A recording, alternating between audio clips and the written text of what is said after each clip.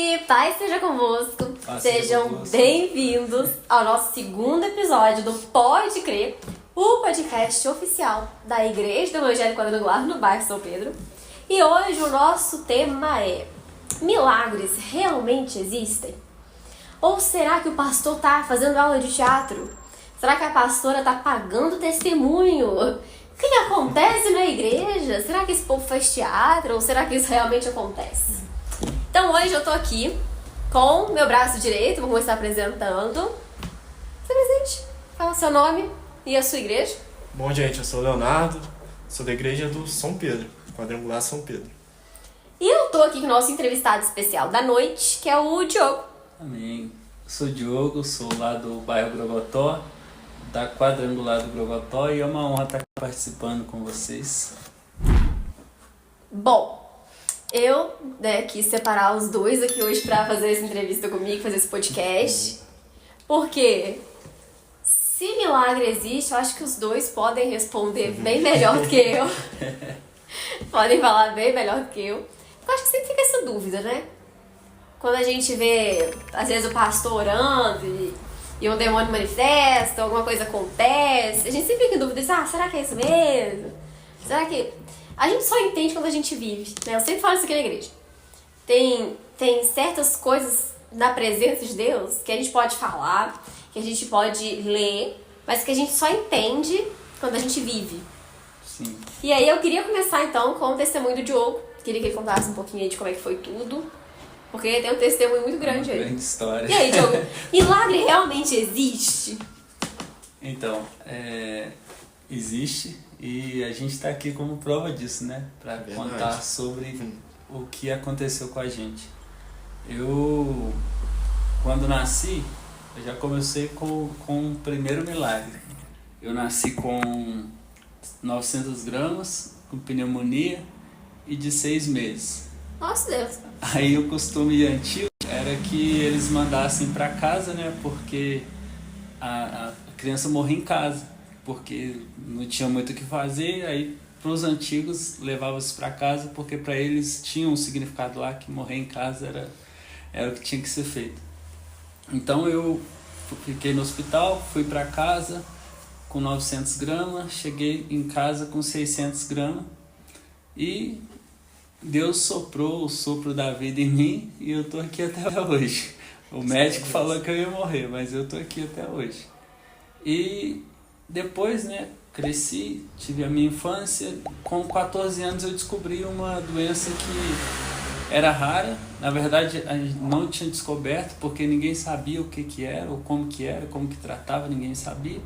Eu simplesmente tive um diagnóstico do médico que me disse que em 6 meses eu ia parar de andar. Eu não ia andar, eu não ia poder fazer mais nada. Aí o meu primeiro desespero foi de uma criança que soltava pipa, jogava bola, brincava de bolinha de gude, era muito bagunceiro, Minha família sabe disso. Então eu me vi lá uma criança que brincava, pulava, corria, brincava de tudo quanto é coisa, tendo que parar a sua vida. E eu lembro que naquele dia que o médico ele me disse que eu não andaria mais, eu cheguei em casa e chorei desesperado, porque eu não tinha perspectiva de vida, né? Ia parar de andar, ia começar a atrofiar tudo, ia acontecer um monte de coisa, fora as outras coisas que o médico falou. E aí o tempo foi passando, com uns 16, 17 anos eu realmente parei de andar, só que demorou um pouquinho. Eu andava bem pouquinho, apoiava no meu pai, porque eu sentia muita dor no corpo, em todas as juntas eu sentia dor, e eu comecei a procurar tratamento. Eu fui em Juiz de Fora, fui em BH, fui em Lafayette, aqui em Barbacena, rodei os médicos, tudo aqui em Barbacena, e ninguém nunca conseguia um diagnóstico certo de tipo, vamos colocar um remédio que ele vai melhorar e a gente vai seguir em frente. Houve-se um tempo que eu tomava 24 remédios por dia, 24 de manhã e 24 à noite. Isso toda semana, esses remédios eles eram trocados, porque a dor não passava, eu tinha muito efeito colateral, a minha pele ela começou a se machucar, comecei a ferir, aí eu pincava o dedo assim na pele, a pele ia saindo junto com o meu dedo. E tava sem andar, cheguei no hospital de cadeira de rodas e o médico, ele simplesmente, eu deitado numa cama, chegava lá 10 médicos em volta de mim. E eles olhavam assim e falavam, isso aí acho que não vai muito longe não. Tem jeito não. Não tem jeito. Aí eu tava lá em BH, me mandaram para casa novamente, sem nenhum diagnóstico, simplesmente porque eles cansaram de mim e falaram, não, vamos mandar esse menino para casa, porque não tem o que fazer. Aí eu fui para casa.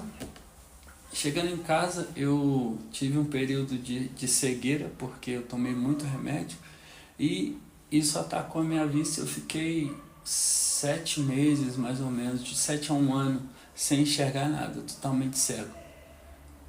Aí, trabalhava no mercadinho para minha mãe, porque a minha mãe tinha que pagar as contas, né? A gente pagava Unimed, tinha uma série de gastos com plano de saúde, então eu ficava lá. A minha mãe comprou aquelas calculadoras da China, que fala, eu não enxergava, tá? Mas eu ficava lá para ela descansar, então eu apertava lá, aquele negócio falava, a calculadora falava, aí quando eu falava tudo em chinês, não dava pra entender quase nada. Ai, tá em chinês ainda? Mas eu ficava lá, aí cuidava. Mas eu ficava lá para trabalhar para minha mãe, porque a gente precisava, né, de dinheiro para cobrir o tratamento.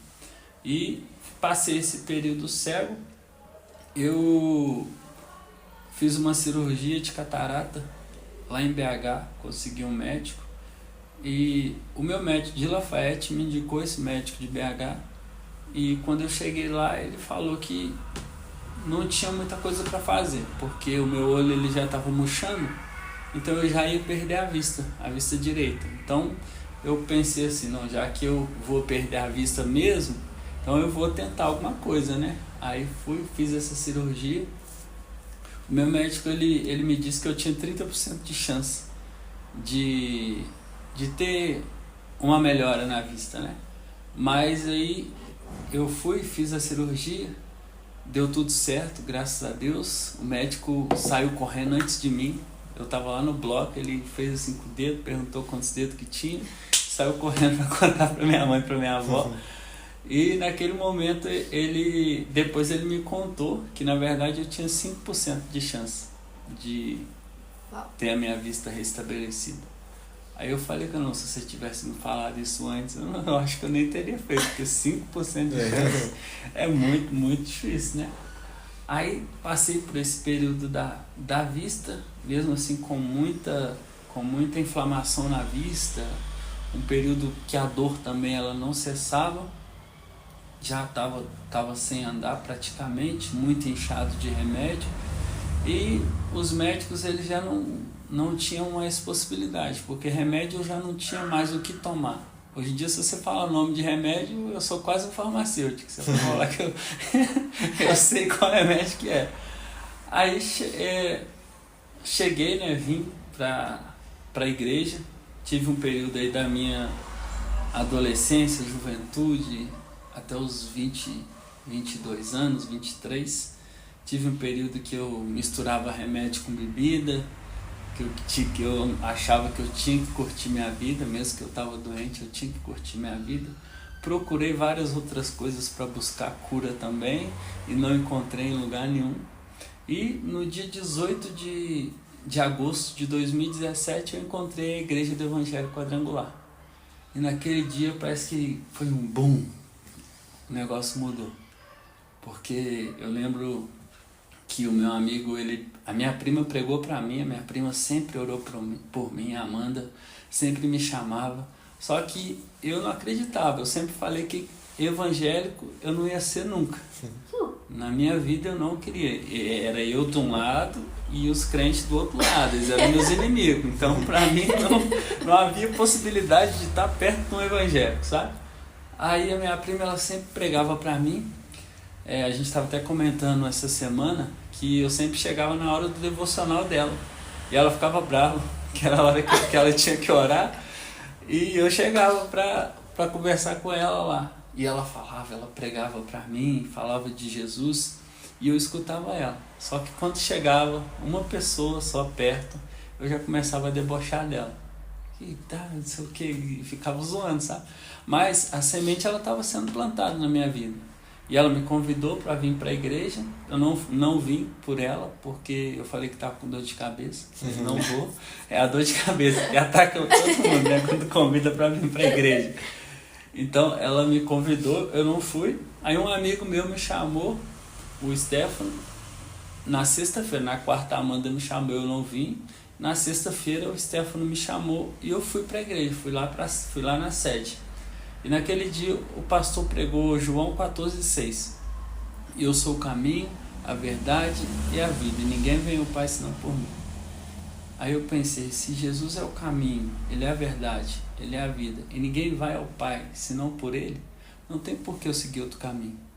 O caminho é esse aqui. Esse é o caminho que vai me curar, esse é o caminho que vai me libertar, que vai transformar a minha vida. E ele ainda citou, e conhecereis a verdade, e a verdade vos libertará. E essa verdade que a palavra de Deus me libertou.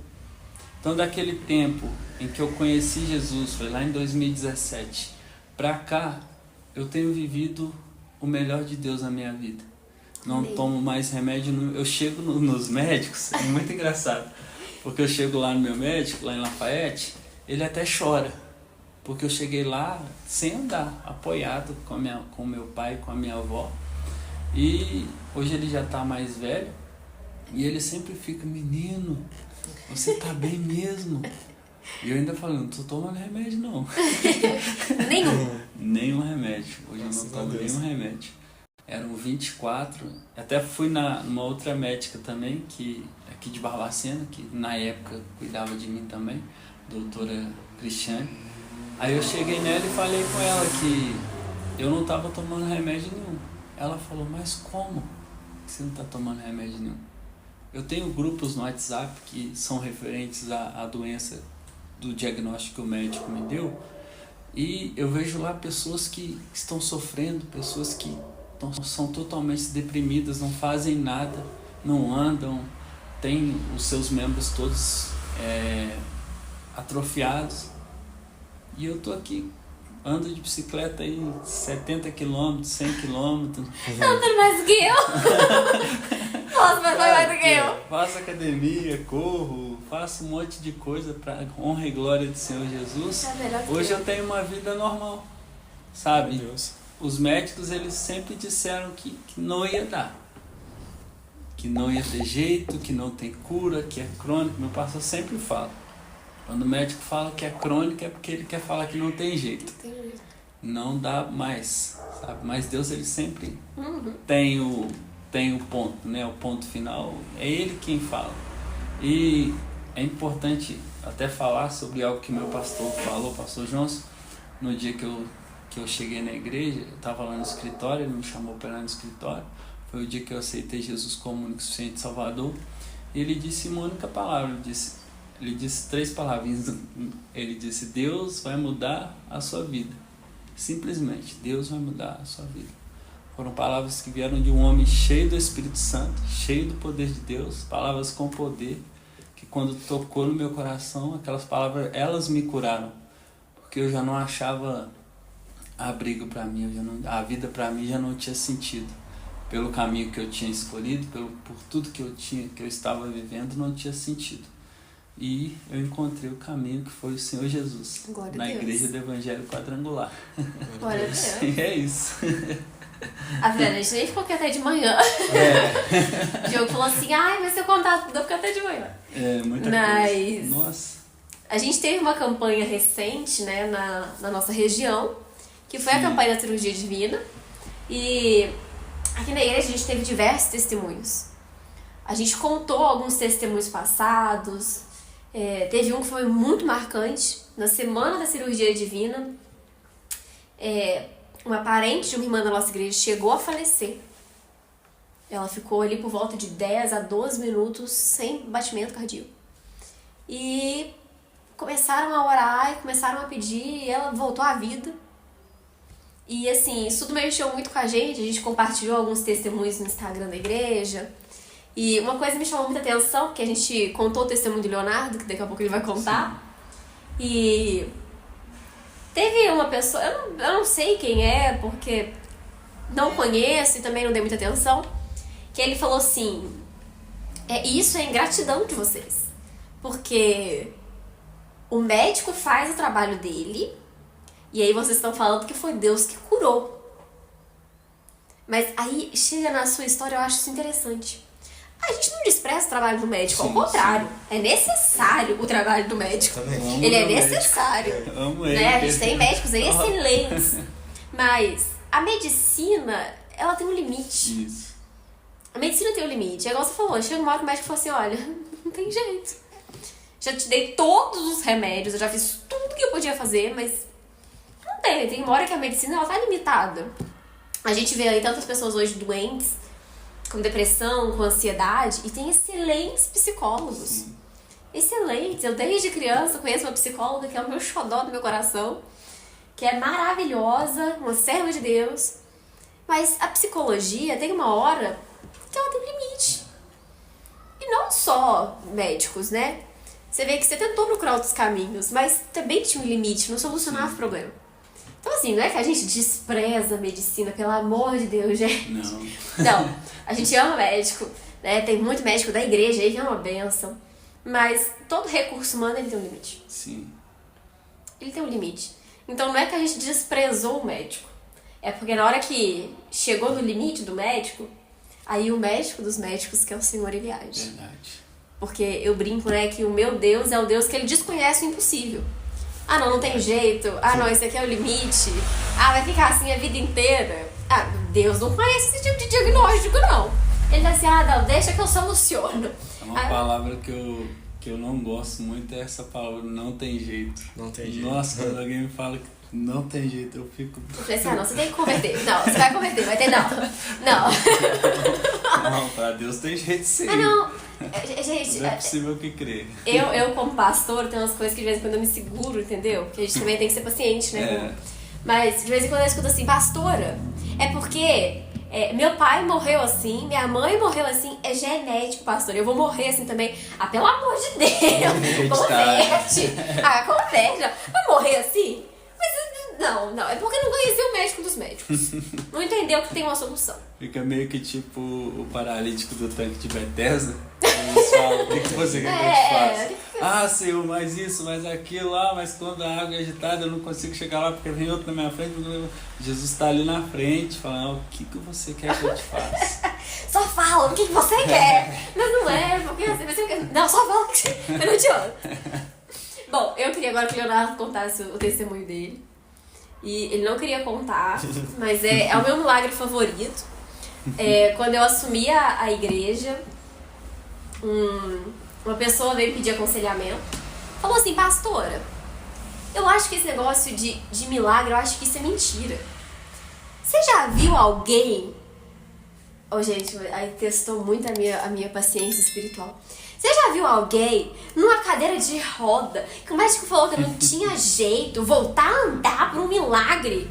Eu falei, não só vi, como namorei, noivei, vou casar, porque milagre quando passa perto de mim. Eu é que não perco a chance. Eu falei, ele me trouxe hoje na igreja, ele tá de diaconato lá na porta. Se você tá desconfiado, vai lá e vê ele lá, em pezinho lá na porta, você vai saber. Mas, então é isso. Pode contar seu testemunho pra eu não ficar dando spoiler. Meu testemunho, não sou muito bom com data não, na verdade sou bem ruim, mas também foi um pouco parecido com o do Diogo, né? Eu também tive uma doença que é bem rara, a doença que eu tive chama Síndrome de Guillain-Barré, é uma doença autoimune. O que acontece? O nosso corpo, quando entra algum vírus no nosso corpo, ele produz anticorpos igualzinho para destruir esse vírus. Porém, esse meu vírus, ele deu na medula, na espinha assim, e o corpo, na hora de destruir esse vírus, acaba que corrói o próprio corpo. Ele acaba se destruindo também. O que acontece? Eu sempre fui uma pessoa muito ativa também, né? Sempre andei de bicicleta, sempre fazia minhas bagunças, sempre fui assim, né? chegou um dia, eu vim na igreja, um domingo à noite, vim de bicicleta. Na hora de ir embora, eu senti umas dormências na perna. Aí eu, esquisito. Muito esquisito mesmo. Aí eu fui em casa, dormi, acordei pra assistir a aula no IAD. Na hora que eu levantei, eu acordei atrasado, eu lembro. Eu levantei rápido. Na hora que eu levantei, eu já caí pro chão. Aí, ó, que isso, fica levantando rápido, atrasado, pressão caiu, alguma coisa assim do tipo. Fui levantar, custei a levantar. Fui, sentei, assisti a aula. Aí deu um intervalo, fui tomar um café, levantei da cadeira, caí de novo. Não é possível. Então tem um esquisito aí. Muita dormência na perna. Aí eu falei com minha mãe. Ela, ó, vamos marcar um médico. Vamos marcar um ortopedista aí, porque isso daí não é normal. Aí eu falei, não é não, isso aí deve ser só uma... Fiz exercício, muito exercício, corri muito, deve ter dado alguma lesão, alguma coisa do tipo. Falei com ela, não, deixa aí, vamos ver. Tanto eu fiquei tão, tipo assim, eu achei que era cãibra mesmo, sabe? Tanto que eu comi, nossa, quase uma penca de banana. Estou comi muita banana, achando que era cãibra. Minha mãe da Rio falou que não era assim que resolveu as coisas. Vou ver se é isso aqui. No outro dia, caí, também do mesmo jeito. Levantei da cama, caí, só que esse dia eu não consegui levantar. Aí eu tive que pedir ajuda da minha mãe. Aí ela, o trem tá feio, vamos marcar um ortopedista. Marcou um ortopedista no outro dia. Aí eu fui de muleta. Não consegui andar normal não, fui com meu tio de um lado e eu com a muleta do outro. O ortopedista pegou, olhou, bateu nos reflexos, viu que não tava funcionando, né? Falou, isso aí não é caso comigo não, você vai ter que ir na Santa Casa ver com outro médico. Aí eu fui no outro dia na Santa Casa, nesse dia eu não tava conseguindo andar nem de muleta. Fui de cadeira de roda pra Santa Casa. Chegou lá, o médico não falou nada comigo não, ele só falou com minha mãe. Que tinha que ir pro regional, que eu tava com suspeita da síndrome de Guillain-Barré. Chegando, aí ele não falou nada comigo não, né? Achando que eu ia ficar preocupado, mas aí falou com minha mãe que fica mais preocupado ainda que eu mesmo. É mais bitolado que eu. Aí a gente pegou, fui pro regional, de cadeira de roda. Chegamos lá e já me internaram. Fizeram o teste. E antes deles...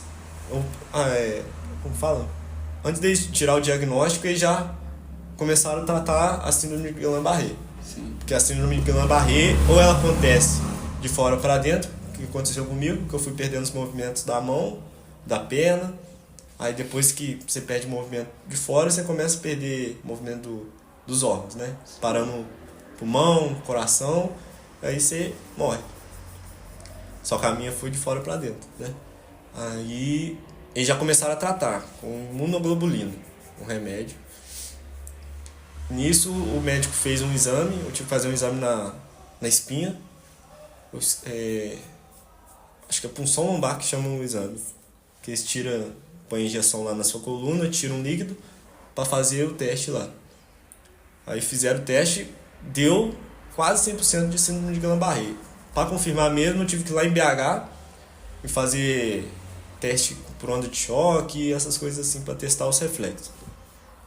Mas nisso eu já estava no hospital sem andar e, igual eu falei, é uma doença que vai indo piorando gradativamente, né? Mesmo eu tomando remédio, ainda fiquei um pouco pior no hospital. Começou a doer muito, senti muita dor. Só que eu sempre estava muito tranquilo. Sempre estava assim, Deus deve ter algum propósito. Deve não, né? Ele tem algum propósito. E eu sempre tive na cabeça assim, eu tô numa fase ruim, mas eu olhava pro lado assim, no quarto que eu estava internado, tinha gente com câncer, gente pior. Querendo ou não, no regional, você tá lá, você vê cada coisa. Gente assim, tava em uma situação pior que você, sabe? E isso sempre eu fiquei tipo assim, Deus sabe de todas as coisas e vamos lá. O pessoal à minha volta sempre tava muito mais preocupado que eu. Sinceramente, eu tava mais tranquilo. É difícil. O pessoal, minha mãe saiu do serviço. Mas assim, os médicos falaram que eu ia ficar com sequela, que eu não ia conseguir andar. Eu ia andar só depois de um ano, que eu ia começar a andar. E com certeza eu ia ficar com alguma sequela, ia mancar de um lado, alguma coisa do tipo. Aí eu fiquei internado no hospital 7 dias tomando remédio. No 7º dia eu já não tava aguentando mais ficar no hospital, queria sair de qualquer jeito. Aí eu já, assim, sempre fazendo os exercícios que o médico, o fisioterapeuta mandava eu fazer, me esforçando. Aí no hospital eu já conseguia ficar em pé. No antepenúltimo dia eu já conseguia ficar em pé, com muita dor na perna. Mas eu sempre ficava em pé, sempre fazia um exercício lá. Saí do hospital, graças a Deus, já andando de muleta, andando bem empenado, mas já saí do hospital andando. O médico falou, ó, tá tendo uma melhora boa. Já saí do hospital também com um pouco de reflexo já, né, que eles batem assim. Conta que você caiu, por favor. É. Essa parte é muito boa. Eu saí do... Eu tava doido, não tava aguentando mais ficar. Eu nunca gostei de ficar em casa, parado. Eu já tava doido pra sair do médico, já do hospital, né? Levantei, saí. Na hora que eu tava na porta, olhei no meu braço, tava com acesso ainda no braço. Ia sair, primeiro já ia sair com um negócio enfiado no braço aqui, né? Porque a medicação na veia. Aí eu tive que voltar pra moça tirar. Aí a moça tirou, liberou. Minha mãe com minhas roupas tudo do lado. Eu, não, pode deixar que eu vou sozinho até chegar no carro. Cheguei na rampa do regional, puf, caí pro chão. Nossa Deus. O médico falou, não anda, pelo menos um ano. Ela falou assim, eu vou sair daqui e andar. Fui sair andando, puf, caí. E assim, tudo tem seu tempo, né? Deus dá luto pra gente, processo, né? Tudo tem um processo. Não adianta a gente querer pular etapa, tal coisa. Querendo ou não, Deus usa os médicos pra ajudar a gente também, né? Como a gente estava falando. O médico falou, deu orientação. Eu não segui, caí pro chão. Na porta do hospital, em tempo deu quebrar um braço e ter que ficar mais tempo lá ainda. E ter que voltar. Não, volta pra cá. Não, Graças a Deus é já melhor caí. ficar. Aí minha mãe esperou, aí veio um cara me ajudou a levantar. Perguntou se queria voltar lá pra mulher olhar. Eu, não, vou embora. Cheguei e fui embora. E graças a Deus, Deus me mandou bastante anjo pra me ajudar na minha caminhada. Tanto que eu cheguei em casa, meus amigos da rua fez uma festa surpresa lá pra mim. Juntou todo mundo na casa deles, minha mãe falando pra mim lá, mexer com eles, eu, não, vou lá então. Saiu na rua lá, com meu avô do meu lado dessa vez, pra mim não cair na rua. Não, mas você não tá contando a história direito. Porque foi assim, ele saiu do hospital, e aí eles queriam fazer uma festa, só que eles estavam com muito medo de falar com a mãe dele. E a gente já namorava, falou, Jéssica, conversa com a sua sogra pra ver se tá tudo bem. Ah, Daiane, tudo bem? Não, vamos. Só que como é que a gente ia tirar o Leonardo de casa no dia que ele saiu do hospital, sem andar, aquela coisa toda? Um amigo dele falou assim, ô Leonardo, vem aqui em casa me ajudar a arrumar o pneu da bicicleta. Ele não pensou duas vezes. Não pensou duas vezes. Chegou lá mancando, custando com a muleta, o avô dele segurando ele de lado pra arrumar o pneu da bicicleta. Pra você ver como é que era. Eu sempre gostei muito de bicicleta. Não tem jeito não. Chegando lá, eles fizeram a festa pra mim, show de gente lá, chorei no dia, porque é nesses momentos que a gente vê quem que tá do seu lado, quem que é amigo mesmo, quem tá ali pra te ajudar. E graças a Deus a caminhada é longa até hoje, né? Faço exercício e tudo mais, mas graças a Deus já tô 100% já curado. Glória a Deus. Foi um processo assim que eu tive que suar bastante, né? Mas Deus sempre estava com a mão, sempre mandou pessoas para me ajudar. Eu comecei fazendo fisioterapia em casa. Aí a partir do momento que eu já estava um pouquinho melhor, eu já comecei a ir longe, né? Fazer outra fisioterapia em outro lugar. Depois comecei um pouco de academia. Agora eu tô mais tranquilo, mas graças a Deus, Deus já me ajudou bastante. Abençoou, já tem meu serviço, vou conquistando as coisas. E antes de todo esse problema acontecer, eu tava no consórcio de uma moto. E olha só, pra você ter uma noção, no dia que eu internei, eu já tinha sido contemplado, tava esperando só a moto chegar. No dia que eu internei, a moça ligou pra minha mãe falando que podia buscar a moto. Só que minha mãe não me contou, porque ela sabia que eu sou doido com moto. Ela não me contou. Aí meu pai buscou a moto, deixou a moto guardada, escondida. Aí quando eu cheguei em casa, que eu comecei já estar um pouquinho mais firme nas pernas, eles levaram a moto lá pra mim, fizeram outra surpresa pra mim. Chorou de novo. Chorei de novo. Aí foi só benção. Comecei a montar na garupa do meu pai na moto. Na época eu ainda não conseguia passar a perna. A gente sempre fez muita doideira, mesmo eu... Acho que eu lembro. Mesmo, Um pouquinho de quando mesmo você eu tava com a estando muleta. ainda em processo de recuperação, a gente sempre ia muito... A gente foi muito ousado, né? Meu pai já me pôs pra dirigir, mesmo, eu não conseguia passar, trocar os pedal do carro. Ele não tinha força É, pra Eu não tinha acelerar o força na carro. perna. E aí o Ricardo colocava a muleta, A muleta. dele Meu pai pra do lado. acelerar.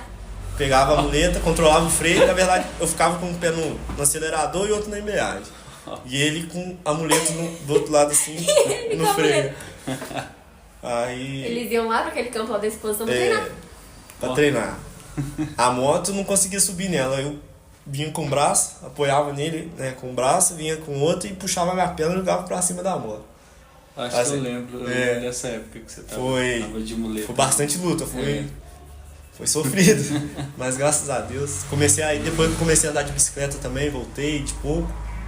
Foi bem assim, teve um tempo que eu fiquei, depois de uns 6 meses assim, na suadeira. Aí eu fiquei meio cabisbaixo, fiquei meio triste assim, mas rapidinho Deus já me deu uma injeção de ânimo já. Aí foi que eu dei outro pique e aí foi só melhorando, graças a Deus. Aí, graças a Deus eu consegui tirar minha carteira. Sem eu estar 100%, eu consegui tirar a carteira de moto, de carro, primeira. tudo de primeira, graças a Deus. Ele passou no primeiro exame. Eu nunca vi isso na minha vida. Graças a Deus deu tudo certinho. Não, E Deus só vai abençoando a gente cada vez mais. Quem mais, faz né? autoescola, né? Você aí, jovenzinho, caso. que tá tentando tirar a carteira. Você sabe que não existe essa de passar de primeiro no exame. No dia que ele primeiro tirou de moto, o que era o mais difícil, porque como ele tinha perdido o movimento da perna, ter equilíbrio e força era muito difícil. Eu lembro que eu estava passando mal o dia inteiro, porque eu falei, gente, o Leonardo não vai passar. Meu Deus do céu, não vai dar certo, como é que vai ser? Aí, eu tava no ITQ, ele me ligou e falou, preciso te ver. Eu falei, pronto, vai chorar porque não passou. Chegou com um papelzinho aqui, aprovado. Que benção. E aí, com 6 meses, ele tava em pé fazendo vovô no altar. Graças a Deus. Pra quem falou que não ia andar em um ano. Subi no altar meio de lado também, mas subi no altar na bênção, na graça de Deus. Passou um tempinho também, comecei a voltar a ser cooperador na igreja, E ficar na agora é porta. diácono. Mas o testemunho do Leonardo, eu lembro que eu, a mãe dele, o pai, acho que a gente sofreu muito. E era difícil porque ele mesmo não sofria. Eu lembro que ele estava internado e foi na época da pandemia. Foi no auge da pandemia. E aí uma pessoa do hospital falou com a mãe dele, falou assim, olha, se você tem alguma fé, ora. Porque a situação do seu filho é grave. E se ele precisar entubar, a gente não tem CTI, não tem vaga no CTI pra ele. E eu lembro da Daiane falando isso comigo, desesperada. E a gente desesperada. Nossa, eu chorava o tempo inteiro. Eu tirei serviço no diaconato chorando. Quando eu ligava pra ele, ele ria. E aí ele falava, não, mas hoje no almoço no hospital teve gelatina. Hoje teve sorvete. E assim, a gente não tinha nem coragem de desanimar. Porque como é que a gente vai desanimar se ele tá assim? Verdade. Como é que... E assim... Ele voltou do hospital muito determinado. Ele, não, vou andar de bicicleta. E eu falava, gente, isso não vai dar certo.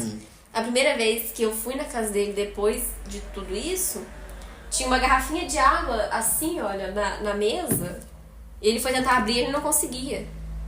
Aí ele falou assim, amor, abre pra mim, porque eu não consigo. Eu falei, gente, esse menino não vai voltar a andar mais não. Eu acho que dessa vez... Não, porque a minha fé, naquela hora, minha fé foi muito pequena. Mas quando eu olhava pra ele, eu não tinha coragem de duvidar que Deus ia fazer alguma coisa. Ele, a mãe dele, o pai dele tinham muita certeza de que Deus ia fazer alguma coisa. Então eu não tinha coragem de duvidar. Eu falei, não, Deus vai fazer mesmo, vai dar certo. E assim, o testemunho dele acaba que eu brinco que é o meu milagre particular, porque o tanto que, assim, eu acho que isso que é o mais incrível do milagre. Né? A gente tá falando sobre milagre hoje. O milagre, ele acontece na vida de uma pessoa, mas impacta outras. Porque a minha fé... Existe a minha fé antes do Leonardo e depois do Leonardo. Existe. E a mãe dele e o pai dele compartilham da mesma situação. Porque, assim, falar que a gente acreditava mesmo... Eu não sei se a gente acreditava. Mas Leonardo tinha certeza. Ele tinha. Sendo que na hora que, assim, ele deu uma enfraquecida, a gente juntou e a gente falou, não vamos deixar ele enfraquecer não, porque até agora ele aguentou, então agora ele aguenta mais. Agora ele aguenta. E aí a gente continuou tocando barco. Essas pessoas que caminham com a gente, né, nesse período, elas são muito importantes, né? Eu lembro da minha tia, eu tava lá na Santa Casa de BH, e lá tem um corredor muito grande, sabe? E eu não tava andando, não conseguia andar, tentava, não conseguia.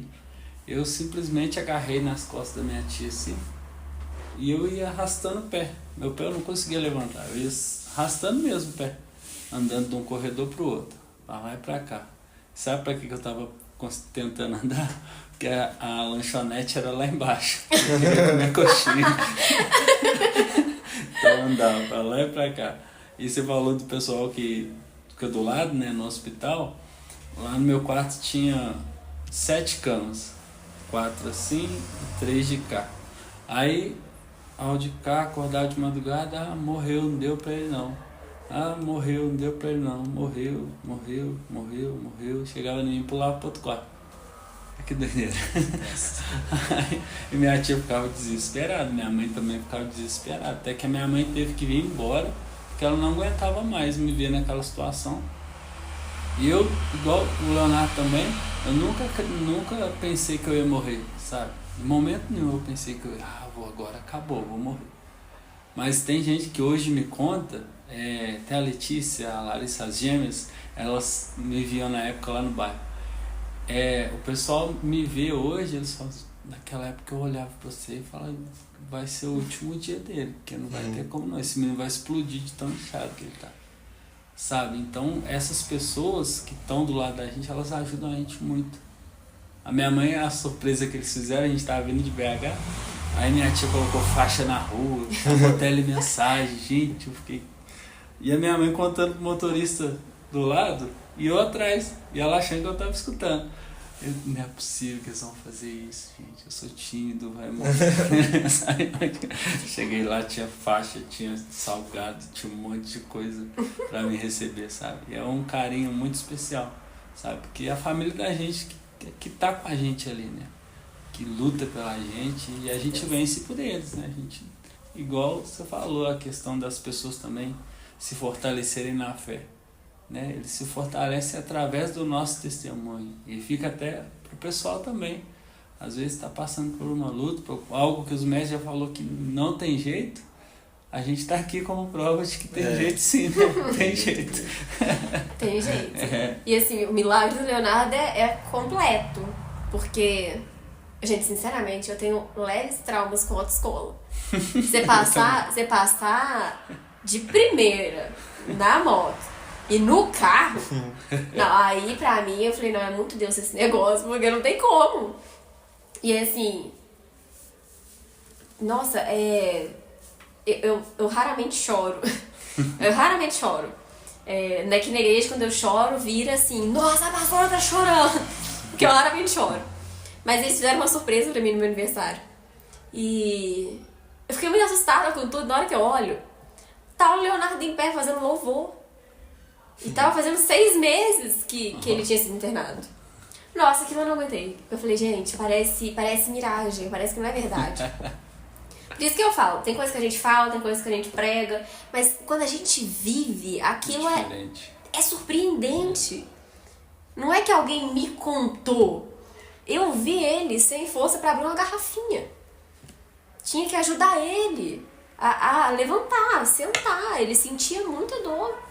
E depois de 6 meses eu ver ele no altar, reconhecendo quem fez o milagre, eu acho isso surpreendente, porque assim, ele fez fisioterapia, mas teve um limite. Eu lembro que tinha uma psicóloga que ia na casa dele, e a psicóloga dispensou ele, falou, não precisa, você não precisa de psicóloga. Eu falei, gente, eu sem problema nenhum, eu acho que eu preciso. E assim, é surpreendente a fé, a tranquilidade de, não, peraí, Deus tá cuidando das coisas. Eu ligava pra ele no hospital desesperada. Eu falava, Leonardo, como é que tá as coisas aí? E tá tudo bem? Ele sempre falava assim, amor, Deus tá cuidando de tudo.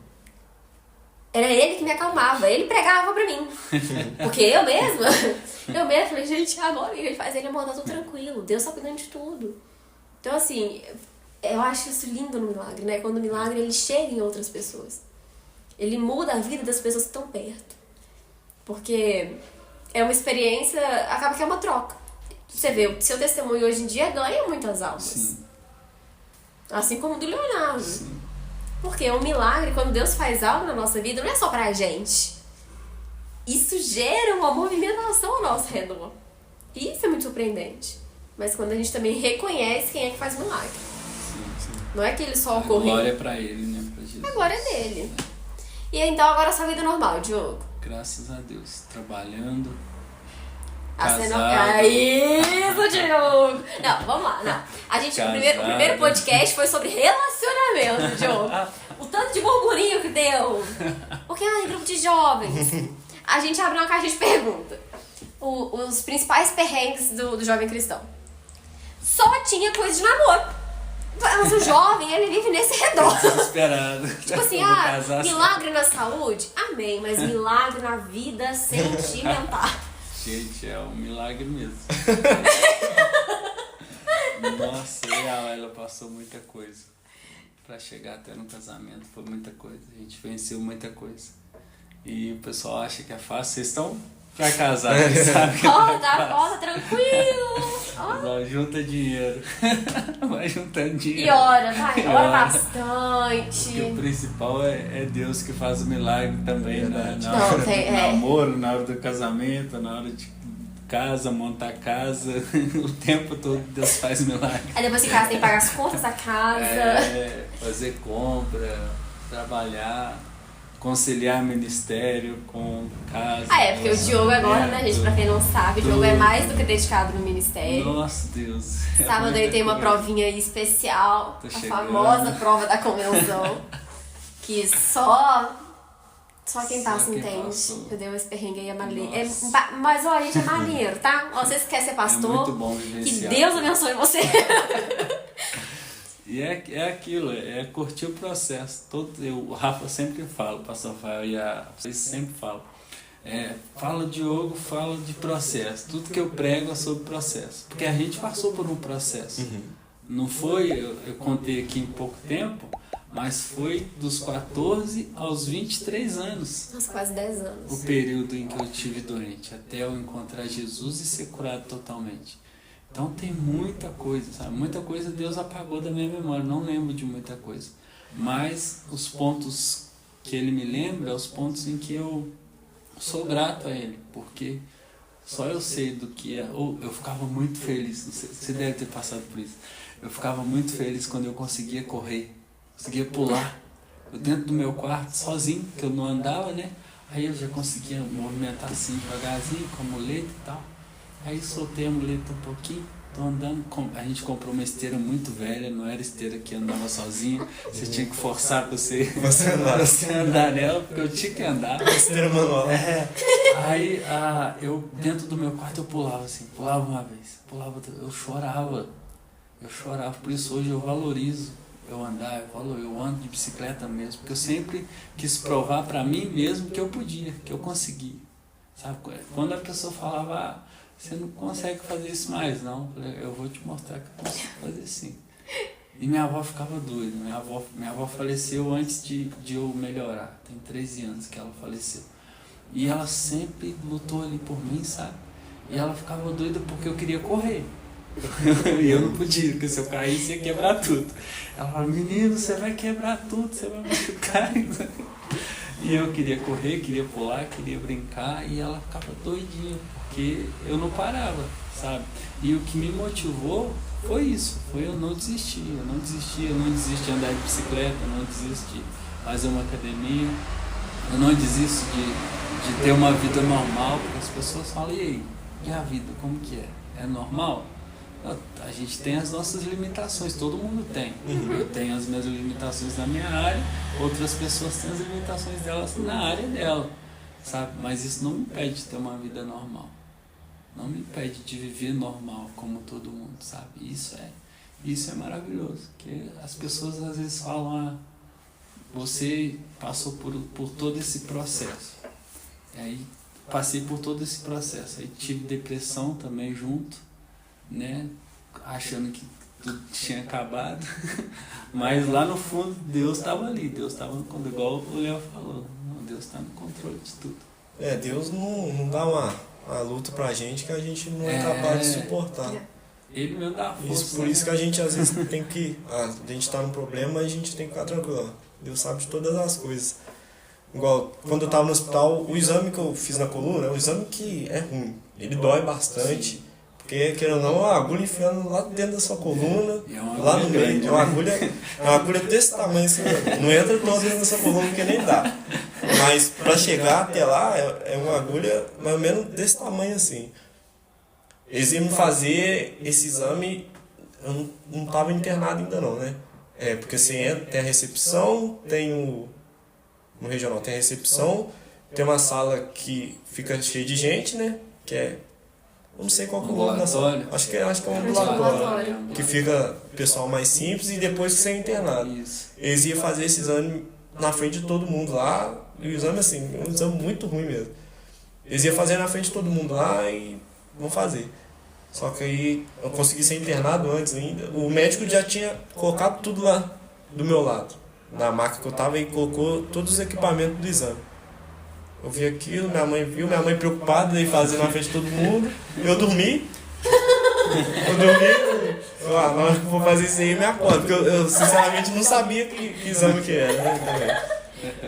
Aí eu dormi, aí o médico acordou, fez de novo do reflexo.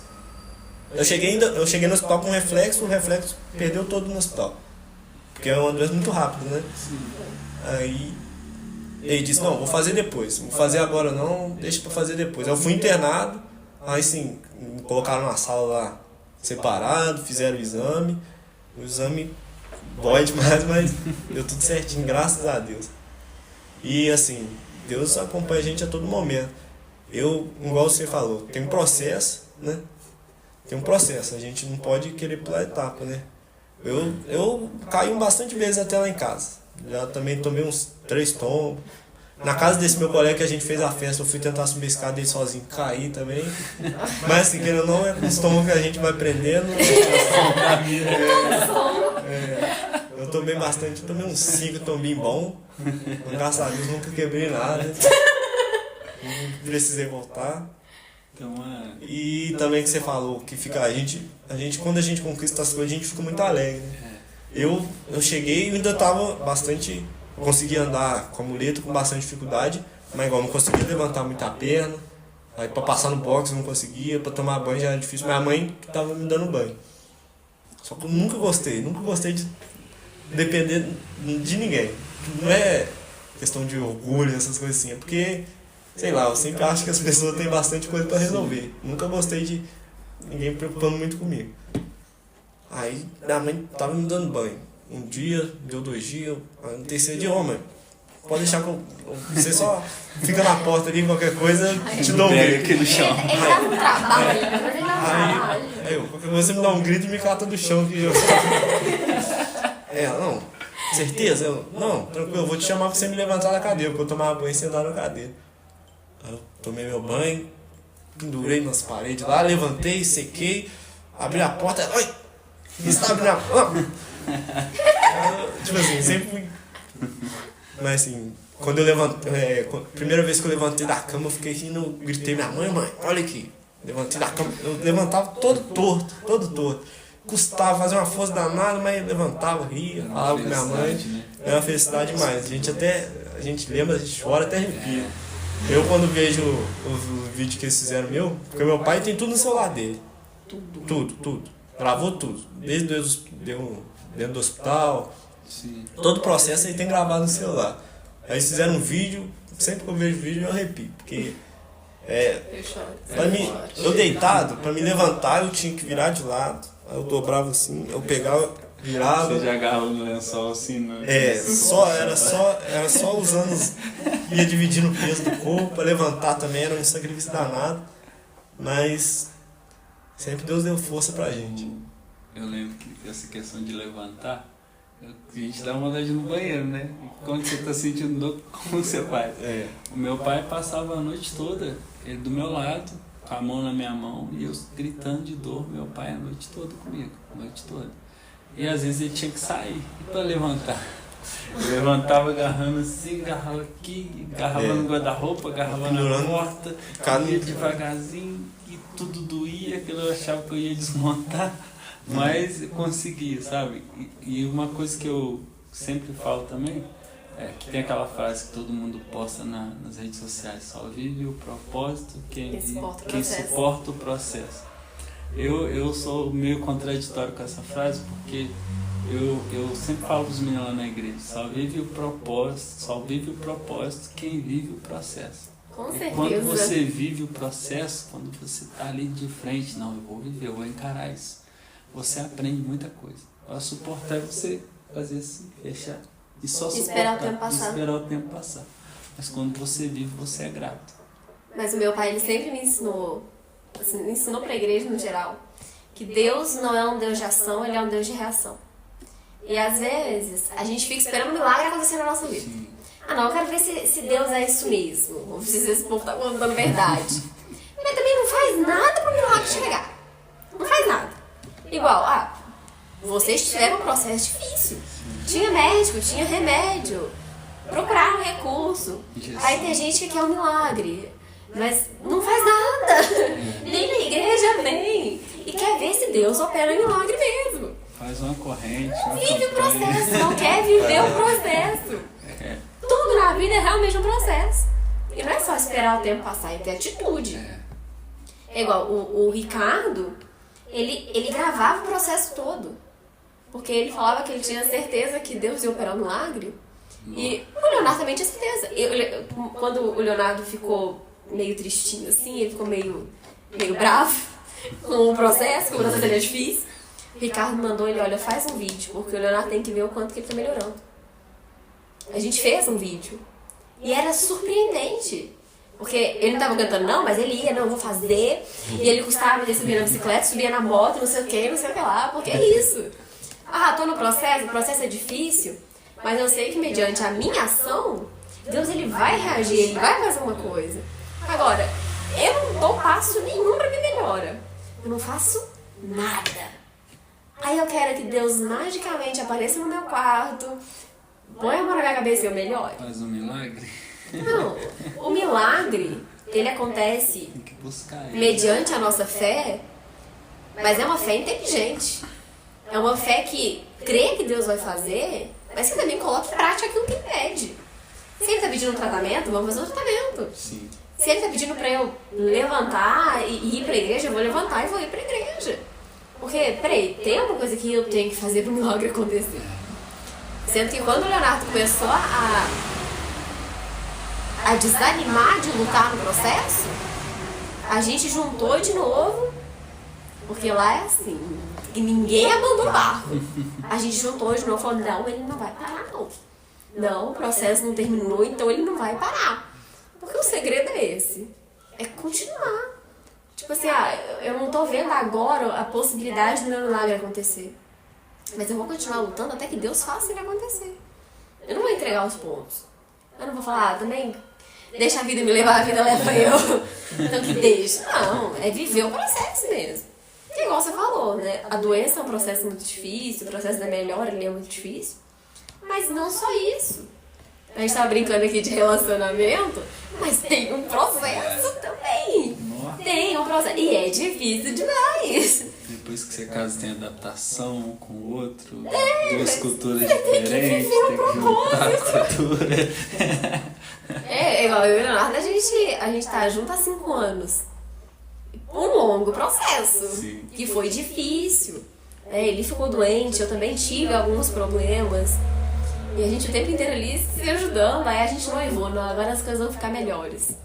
Haja boleto nesse processo. Esse processo agora, ele tá muito caro. Fala assim, tá bem caro agora esse processo. Mas assim, é esperar, é viver o processo. Mas eu acho que o segredo é esse, né? Você saber que Deus, ele tá contigo no processo também. Ele vai fazer um milagre? Vai. Mas no processo, ele também tá com você. E aí Deus é Deus do impossível, né? O possível cabe a gente fazer. A gente buscar fazer. Deixa o impossível com Deus. Possível ele faz. Exatamente. Bom, convidados, considerações finais, então, pra gente encerrar o nosso episódio de hoje? Gil. Ué, gente, não, peraí. Calma aí. Não, vamos lá. Gil, você é um convidado especial. Vou deixar você fazer a sua consideração final primeiro. É aquilo que a gente conversou, né? Se o milagre, o tema, né? O milagre realmente existe? O milagre, ele existe, mas como nós conversamos aqui, depende muito de nós e da nossa força de vontade, né? Um exemplo que eu gosto muito, que se deixar eu prego toda vez que eu tenho oportunidade lá na igreja ou em outra igreja, é do cego de Jericó. Jesus estava passando e ele ouviu que Jesus fazia milagre, e ele ouviu que Jesus estava passando naquele lugar. E quando ele ouviu que Jesus estava passando, ele começou a clamar: Jesus, filho de Davi, tem misericórdia de mim. As pessoas, elas falaram com ele que não era para ele atrapalhar o mestre, para ele interromper o mestre. E na vida da gente, às vezes, vai ser assim: as pessoas, elas vão falar que não tem jeito para você, que você não pode andar de bicicleta, você não pode andar com as suas próprias pernas, você não pode ter uma vida normal. Vão tentar te impedir de alcançar o milagre, mas Jesus, ele está ali, é só a gente continuar clamando, porque a gente vai alcançar. Então nós temos que buscar por esse milagre, é clamar a ele e ele dá a resposta. É aquela questão, né? A ação e a reação. O cego clamou e Jesus chamou. E o pessoal que foi nele ainda falou que ele tem bom ânimo, o mestre te chama. E ele foi curado. Então o milagre a gente tem que buscar. E não desistir, né? Não pode parar, porque a vida, ela é feita de processos e processos no qual a gente vence. Tinha o processo da doença, o processo do ministério, tem o processo do casamento, tem o processo da igreja, tem o processo do grupo de jovens. Exatamente. É isso, e a gente tá aí para vencer, em nome de Jesus. Quando eu acho que acabou um processo, começam outros três. Papai vai me zoar. Falar de processo. Então, gente, processo, até que o Senhor volte. Leonardo, considerações finais. Considerações finais. Vamos lá. Milagres existem sim. Nós três aqui somos provas vivas que Deus é o Deus do impossível, do possível. E milagres acontecem sim. Mas para isso Deus dá pessoas pra gente, para nos ajudar. Deus nos dá capacidade. Deus nos dá a força de vontade que a gente tem que ter para buscar e fazer a nossa parte e deixar o impossível com ele. O que os médicos não dão conta, o que a medicina não dá conta, o que em geral não dá conta, Deus resolve. E o possível a gente faz. Amém. Bom, minhas considerações finais. Eu cresci na igreja, então eu cresci vendo testemunhos e minha família é convertida, então eu vi muitos testemunhos na minha casa, mas tem coisas que a gente só entende quando passa. Eu tenho vários testemunhos para contar, mas eu acho que eu entendi realmente que milagres existem quando o Leonardo ficou doente.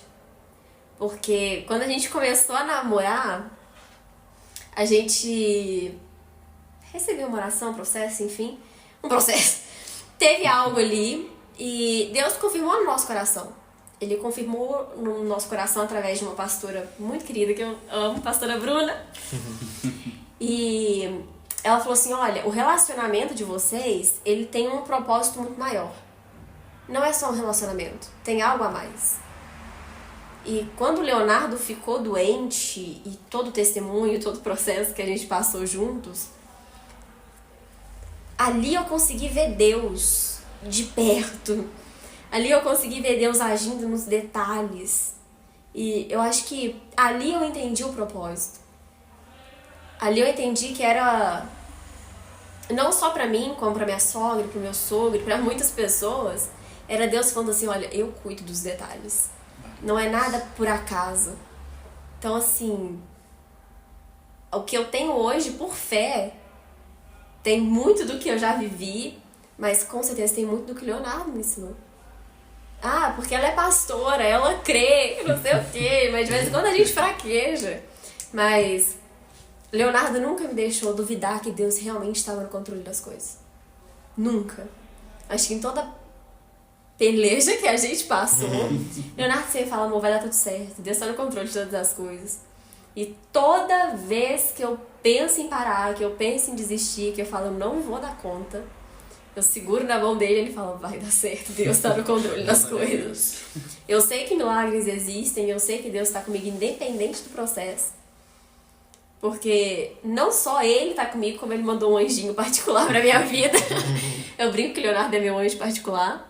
E eu acho que se eu não paro, é porque toda vez que eu quero parar, ele vai e me empurra e fala, vai parar agora não, vai continuar. Então, considerações finais. Creia que Deus está no processo.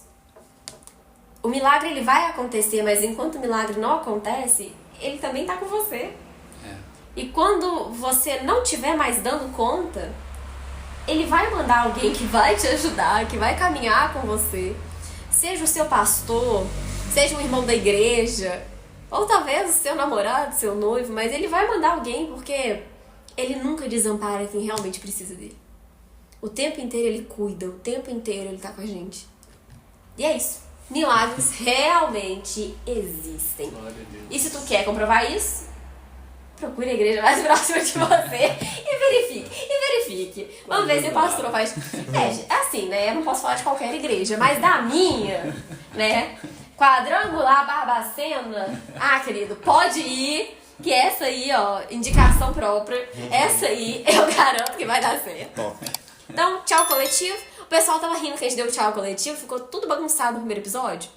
Vou fazer isso de novo, que a gente só dá tchau todo mundo junto e paz seja convosco. É isso? É isso aí. Então vamos lá.